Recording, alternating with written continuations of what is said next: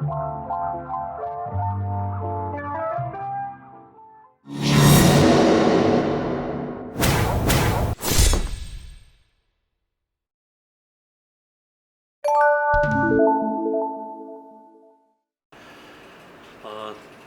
그게 좀 모호합니다. 사실 루시안 골드만의 숨은 신을 읽다가 신이라고 하는 것이 과거에는 세계 해석의 기준이었고 살아가고자 하는, 살아가야만 하는 어떤 방식의 기준점, 그 의미였으니까요.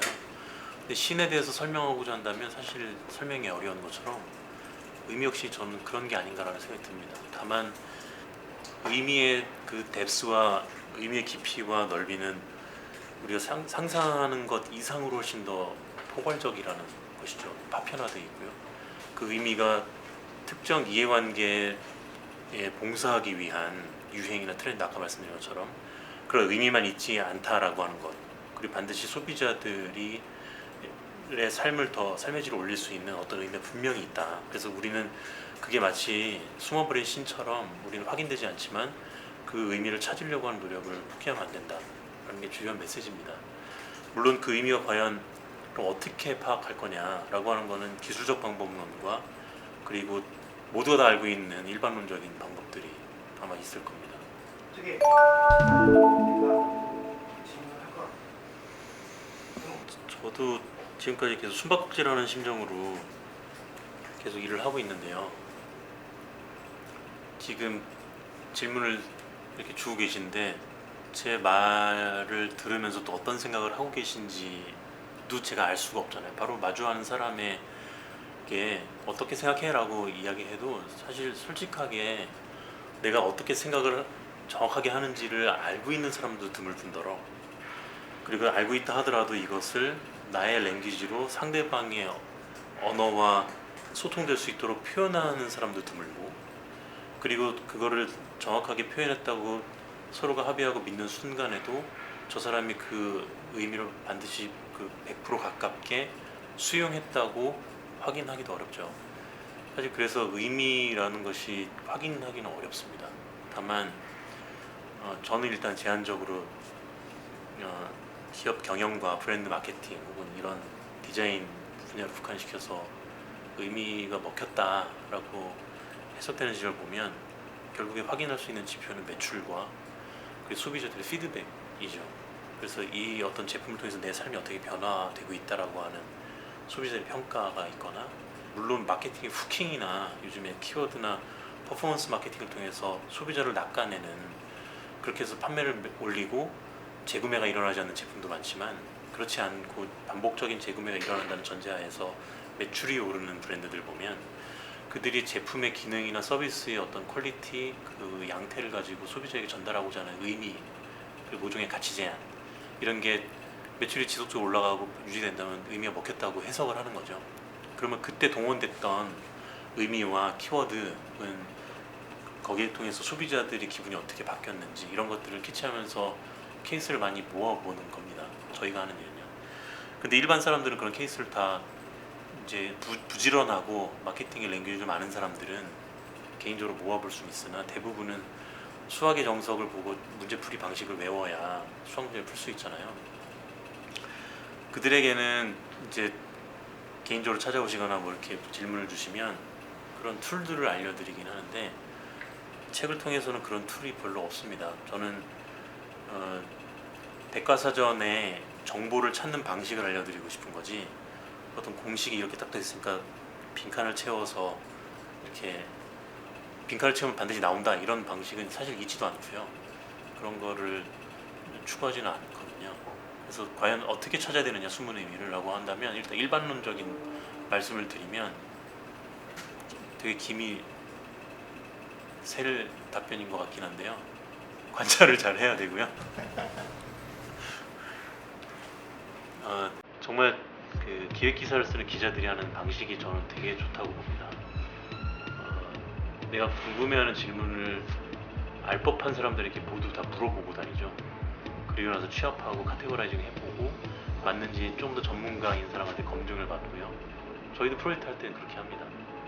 그래서 저도 모든 분야에 대해서 저희가 다루는 브랜드의 영역이 굉장히 포괄적인데 그 분야를 다 알지 못하기 때문에 다 인터뷰를 많이 하고 다니죠. 그래서 그 분야에 대한 그 주제에 관련되어 있는 이렇게 클라우드처럼 떠 있는 키워드들과 문장을 많이 수집을 하고요. 그러다 보면 거기 안에서 일관되게 설명 방식이나 현상들은 달라져도 그 관통하는 어떤 몇 개 코어들, 핵심들이 나옵니다. 그럼 일단 그걸 상수로 놔두고 가설을 잡죠. 그리고 거기에 관련된 이제 연구들을 많이 찾아보고요. 저는 그래서 의미를 찾거나 기획을 하거나 혹은 저희가 하는 크리에이티브 작업들, 디자인하는 작업의 90%를 스터디로 보고 있습니다. 취재 과정과 스터디로. 그러다 보면 필요한 거는 이제 기자의 덕목인 거죠. 남의 말 잘 들어야 되고 메모 잘하고 정리 잘하는 거. 그러다가 이제 나의 관점을 조금씩 집어넣고 응용해보는 과정. 이게 이제 일반론적인 거고요. 그래도 이렇게 사례를 들어서 얘기해 주시면 축구협회요? 저는 전공도 언어학이고 그래서 다른 여러 분야에 대한 또 교양이나 상식이 많은 사람은 아닙니다. 근데 제가 잘 모르는 분야에서 의뢰가 들어오면 가령 축구 같은 경우는 저는 2002년도 월드컵 그게 본 게 거의 다였거든요. 군대 가서도 딱 3번밖에 시합을 안 해봤고 근데 대한축구협회에서 프로젝트 의뢰가 왔을 때 난감했죠. 축구를 모르기 때문에. 그래서 처음에는 축구라는 언어를 이해하기 위해서 우리가 보통 언어 공부할 때는 단어를 외우고 단어를 어떻게 결합해서 변형해야 되는지는 문법을 배우는 것처럼 축구의 문법을 알아야 되고 그래서 첫 번째로는 축구 관계자들 K리그나 1부, 2부 그리고 축구 관련된 교수님들, 전문가들, 해설가들, 기자님들 이제 섭외해가면서 인터뷰를 했습니다. 그리고 현재 축구협회에 대한 인식을 여쭤봤고요. 그리고 저희가 가설로 세우고 있는 질문들에 대해서 던져보고 각 이해관계자들이 어떻게 이해하고 있는지를 관점들을 쭉 이렇게 매핑을 해서 펼쳤을 때 이 대상에 대한 의견들이 이렇게 다양하게 의미가 다양하게 포진되어 있구나라는 걸 확인할 수 있었고요. 그 중에서 물론 모든 의미에 다 가중치를 다 부여할 수는 없기 때문에 이제 그 다음부터는 2차 인터뷰를 하거나 그렇게 되면 교차적으로 어떤 특정 A라는 이해관계자가 이야기했던 메시지를 B한테 확인받거나 이렇게 교차 검증하는 작업들이 들어가죠. 그래서 그렇게 하면서 물론 가끔은 마이너리티 리포트 소수 의견에서 인사이트가 나오기도 하지만 일단은 대부분 비현실적인 거는 현실적인 프로젝트를 운영할 때는 좀 과감히 포기할 수 있는 관점을 잡아야 됩니다. 그럴 때는 다시 관련된 전문가들에게 필터링을 받고요. 일단 그런 식의 과정들을 거쳤습니다. 의미를 발견하기 위해서는 일단은 조금 더 그 랭귀지를 아는 사람들을 주변에 두고 그분들의 자문을 구해가면서 하는 일들이 필요하지 않나. 그러면서 책을 읽고요. 뭐 그렇게 하는 작업도 필요합니다. 자동차 프로젝트를 할 때도 마찬가지였는데요. 예전에 벨로스터라는 브랜드를 이제 개발을 하고 할 때 We ain't scared of live loud. We ain't scared of live proud. And you live loud. 그땐 제가 자동차 운전면허가 없었을 때입니다.